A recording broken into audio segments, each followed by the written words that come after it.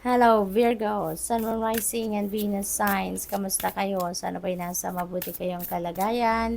Welcome back po sa Star Tarot. Kung bago kayo dito, welcome din kayo. Thank you sa inyong support. I truly appreciate it. God bless you all. Virgo, a personal issue reaches resolution, which is really good. Kasi napag-isipan nyo na tong mabuti, no? Napagmuni-munihan nyo na to, napag-isipan nyo na, and now, matatahimik na din ang inyong isipan because you are coming up with a resolution. So, this is really good. We have a new start is coming. Ayan, so ito, no, mararating nyo na yung solusyon, makukuha nyo na yung solusyon, and you are about to start something new. You're heading towards a new beginning sa buhay ninyo, Virgo, which is really exciting. Kasi, syempre, 'di ba?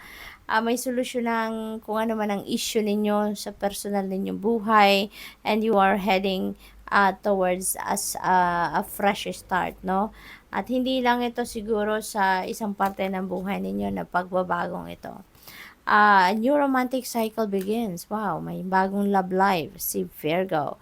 Maaring kung kayo ay single, maaring kayo ay papasok sa bagong love and romantic relationship sa ngayon. So that is really awesome. Congratulations. We have hold your vision. Wow. Virgo, parang nandito kayo sa very powerful energetic frequency, no? At maaring mag-manifest na kayo ngayon ng kung ano man ang gusto ninyong ma-manifest.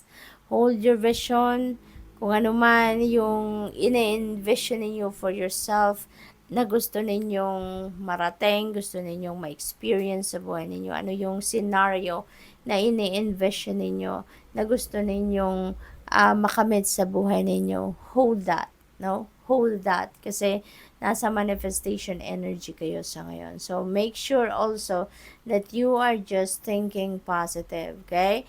Think positive, feel positive, kasi para walang maging sagabal dito sa pag-manifest ninyo ng kung ano man itong ine-envision ninyo for yourself, okay?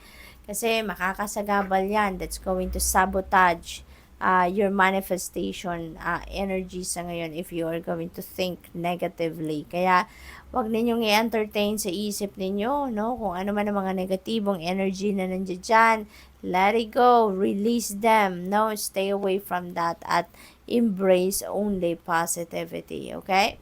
So, what else? We have luck is on your side, Virgo. Napakaswerte ninyo sa ngayon.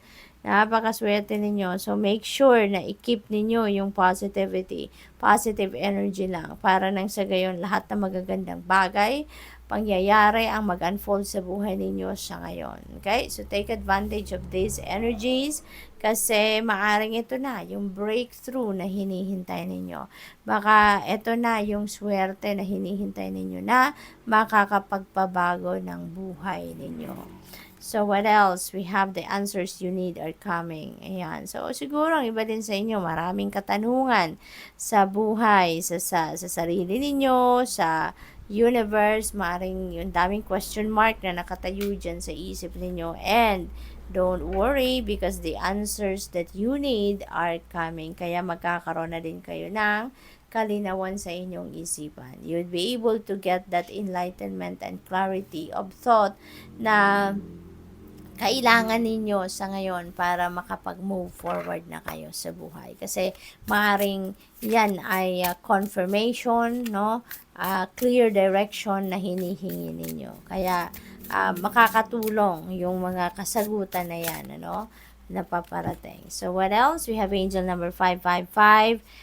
Change. So, definitely, meron talagang pagbabagong magaganap. You are starting something new. Diba, meron tayong new beginning energy dyan. So, sabi dito, there is encouragement, no? Support. Siguro, yung support na to is ito yung mga kakailanganin ninyo para sa, ang tawag dito, para sa, pag-carry out ninyo na kung ano man yung mga gusto ninyo mangyari sa buhay ninyo sa ngayon. There may be obstacles or battles na kailangan kayong harapin, pero magtatagumpay din kayo dyan. You are going to level up It might not feel good initially, but it will prepare you to handle the greater things in life for your highest good. So that is the why you've been looking for. So push through it. There's a reward waiting at the finish line. Okay? So, sa lahat ng efforts, 'di ba, no? It pays off, no, in God's time. So, we have angel number 6666. Great blessings coming your way. So, napakaganda nito. Nurture yourself, your needs, desires, and boundaries. Let go of things that are weighing you down. Ayan. So, kaya may start energy, may new beginning energy tayo because you're about to release something sa buhay ninyo or even someone, no, na hindi na nagsiserve ng inyong highest good. Wala nang room yan dapat sa buhay ninyo. Kaya talagang sa ngayon, you are going to release them, no? You're going to let go of them. Make space for something meaningful and expand your spirit to all areas of life.